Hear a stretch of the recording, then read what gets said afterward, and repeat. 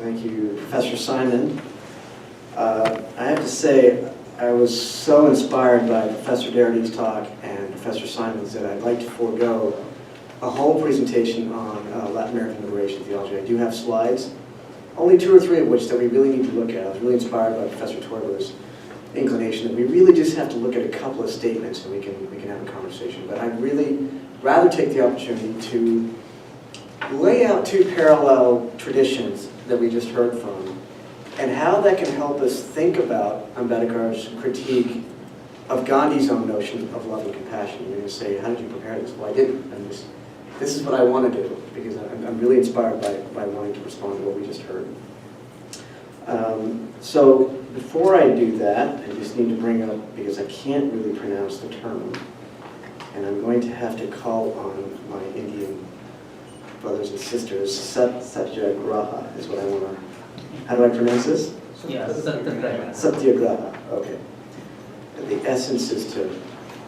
So, the paradox I want to explore, you don't need to read this entire amorphous text, I'm just trying to isolate that term.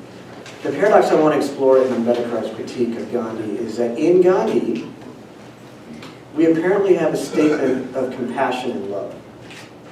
So already in Gandhi, not Gandhi, the anti-colonial leader, the ubiquitous, most famous Indian that ever lived, the heroic figure that to this day is still deified in India, and to speak against him is to speak blasphemy in many regards, especially with the current right-wing environment. But to say that, okay, here's a human being that also had at the core of his philosophy love and compassion. But then that's where the statement ends, because now we have to begin the deconstruction of that statement. So let me begin with the analog of the African American experience. To take African American slavery up until 1865 as the longest living tradition of a total system of immorality and oppression that's hard for us 150 years later to even try, unless we see a recent movie, relight that sense of the utter inhumanity of that system. And to move from that historically, one epoch to the next, separate but equal, but not quite equal. Because if you understand the violence of Jim Crow and the vigilantism that Professor Doherty spoke of, you know, how equal is equal when you're separate. To an attempt to integrate through the civil rights movement, but not really handle the problem of equality, which is Ambedkar's fundamental question, right? Not just the liberty and the fraternity, but the equality. And so to try and move from separation and unequal, separation and unequal is what it should have been called, but separation and equal to an attempt to integrate, but not handle the equality. To, as we move into this post-civil rights phase, which is 3-4 decades long, to what I would call a big question mark for many of us, which is to ask about a re-separation in terms of the prison to school to prison pipeline, and the essentially the transference of white mob power to the state, in which the state can act with impunity towards the utter dehumanization and devaluation of a certain people in our country. That's a long history, and one can call progress for a few devolution and also continued dehumanization for the masses. So I want to lay that out, that as a trajectory. Because I've used a lot of words there, things like segregation, equality, separation, integration. And I'm trying to understand how that vernacular gets translated into the Indian context when we use our English language to translate these types of terms that were appropriated by someone like Gandhi. So I'll clarify what I mean by that. But before I turn to Ambedkar's critique of this Satyagraha, the other side that I mentioned was what we heard from Professor Simon, who's disappeared once again. But to try to question the notion of false charity, that to think about the oppressed rising on the basis of some kind of charitable will, that there's political reform, or there's political inclusion, or there's economic redistribution.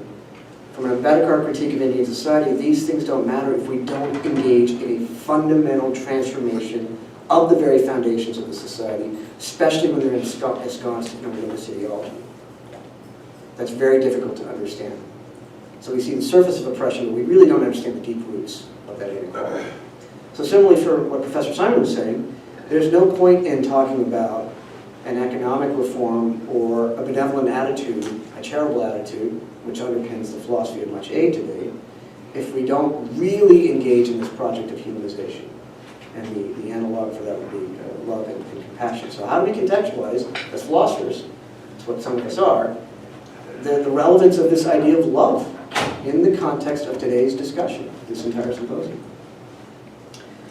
Gandhi, if we look at this historical context, Satyagraha, according to, this is Roy's text, The Doctrine of the Saint, this is her interpretation, Satyagraha is, in essence, is to melt the heart of the opponent by self-inflicted suffering. So the fast that Gandhi used to engage in.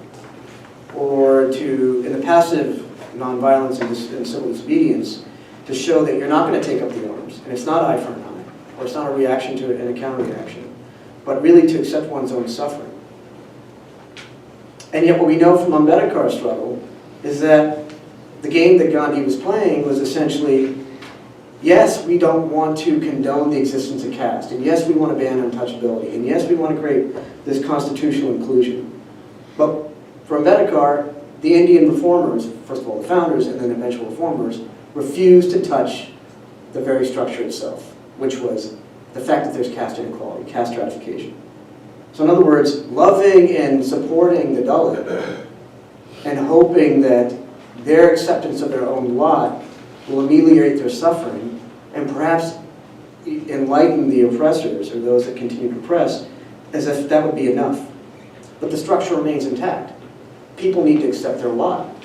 And in the case of Hinduism, people need to see that in their own suffering, in their lot, as the sweepers and the sanitation workers, that somehow some enlightenment will develop.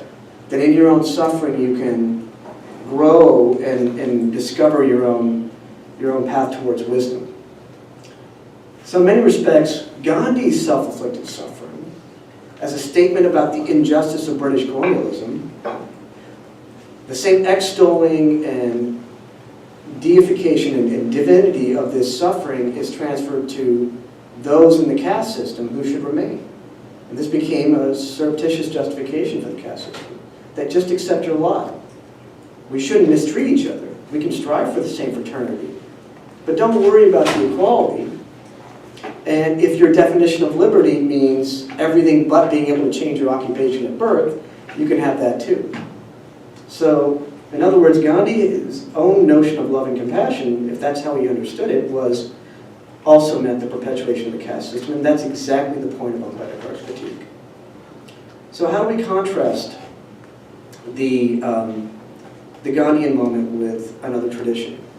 How does love and compassion function in Latin American liberation theology? And how do we then compare that to Ambedkar's project to reconsider, if you will, quite frankly, question the very essence of Hinduism and see if there's anything in Hinduism that has a principle of liberation theology, or, as Professor Simon is saying, and as Ambedkar concluded his life, I'm sorry, this is where I leave the fold, and good luck with your project, and that's it. So let me bring up the PowerPoint on Latin American theology, and then some concluding remarks on Ambedkar. So that's not it. It is. The slideshow. Okay, everybody can see them.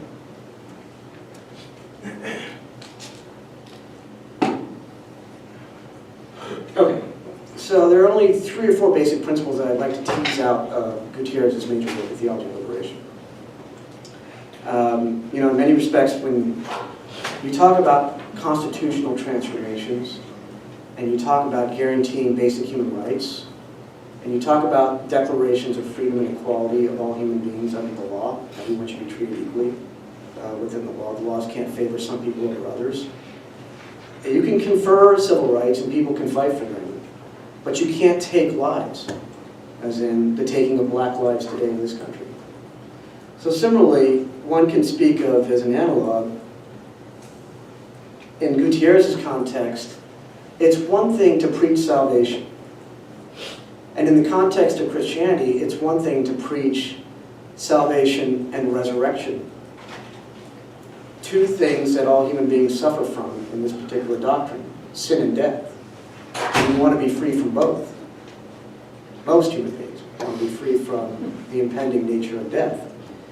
And so Gutierrez honed in also on a certain paradox of love and compassion of the Catholic Church of its time. In the 1960s, it preached that we will be a church of the poor, a Western European centralized structure of power for global Christianity, global Catholic Christianity, preaching in the 60s that we shall be a church of the poor. And here's an individual from the global South who said, well, we welcome this statement, but let me introduce you to the reality that I live in. You're asking me, as a priest, to preach the Word of God to people who suffer an early death due to extreme hunger and poverty on a daily basis by the masses. You want me to preach this statement about the salvation from and the resurrection from death. Well, that's my calling, because that's what I believe in my system, in my religion. I do believe that firmly, that there is life beyond death. There is something called the resurrection. And the example of this incarnate God is our proof. So that's his statement back to the Vatican, which is to say that, look, this is what I want to preach. This is what my calling is in life. I actually believe this, otherwise I wouldn't stake my life on it. Having said that, I need to ask you, there in the North and in the West, to truly understand the context in which that word can come alive and what that means. And so this is his fundamental innovation. He's not asking for a new theology or a new content. I need to change the nature of Christianity. Take out Jesus Christ. Oh, there was no resurrection. Oh, the virginal birth. That's a concept we don't believe as moderns. Here's an individual, and if you come from this faith, these are the doctrines that you adhere to. He's not asking about changing the theology. He's asking for a shift in orientation, in the method. The orthodoxy of the theology has to turn to an orthopraxis, which means how do you live out that love and that message? Well, what that means, quite frankly, is commiseration with the poor. This is Ambedkar's message as well. Then you can say, well, that was Gandhi's message. Gandhi lived with the poor. Gandhi wanted to eradicate untouchability. Gandhi went to different villages and tried to create the new human being, so to speak, against Western liberalism and capitalism, a truly spiritual community, as most people say. But this is the very same Gandhi who was discriminated against by the British, and quite frankly was rather ambivalent. Those of us that are looking at the research and rethinking what he was actually saying and thinking, he was actually making very racist comments, obviously, about black South Africans of the time. He would never want to be conflated with them. He wanted to get to the first class, but he also didn't want to share the same prison cell with them, when they were both protesting the imperialism of the British. So, commiseration with the poor, the authentic relationship that Professor Simon spoke about further. The gospel for Latin American liberation theology does, quite frankly, achieve two things. It's not to make Christianity singular in relationship. This will make a very interesting conversation. How do we compare this with the other major world religions? But to think of God as a human being, therefore God is incarnate, that appeared as a human person in history, but didn't appear as a king or as a warrior or as a Brahmin, but as one who was among the poor, and to kind of invert the entire meaning of history, to suggest that the poor represents the essence of history. You may not like to believe that because they're anonymous, they're pointless, they are a group as opposed to an individual. All ideas originate from the individual, John Dewey. But to suggest that the eruption of the poor, that means from within history, something is breaking open and salvation is pouring through here, and it's through them as the mechanism. So in other words, the concept of love and compassion in Latin American theology suggests that love manifests first and foremost with and through the poor, which means you truly have to care about them as opposed to offer a trusteeship or a mentorship or some kind of patrimonial structure. There's no point in advocating constitutional rights or civil rights if you don't respect lives. And that is the fundamental paradox for African Americans in this country today with the Black Lives Movement. There are single figures that can speak about progress and success, or people can speak about assuming power, but if we can't actually enter into the stream of history and understand that salvation comes through poverty, that for me, quite frankly, since I only have 5 minutes and I want to round this out, is a central message for liberation theology.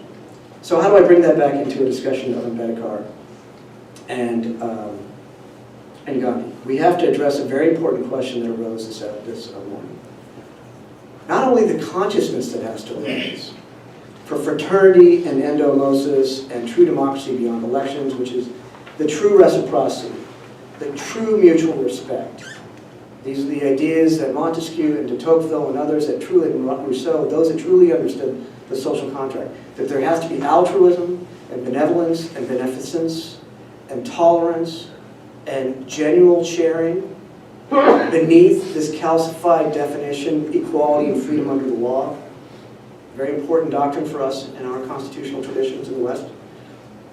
To say those things without having the true fraternity and reciprocity is to miss out on quite frankly, the entire issue. And so as Dr. Thorpe was saying earlier, you can't even begin the discussion of liberty and fraternity.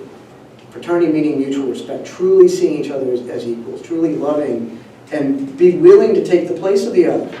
How many people can honestly switch places with someone whose situation you think is miserable? Think about that. And the liberty is the ability to break tradition, to originate from the individual, and to cast off the past. But to have that, you have to have equality.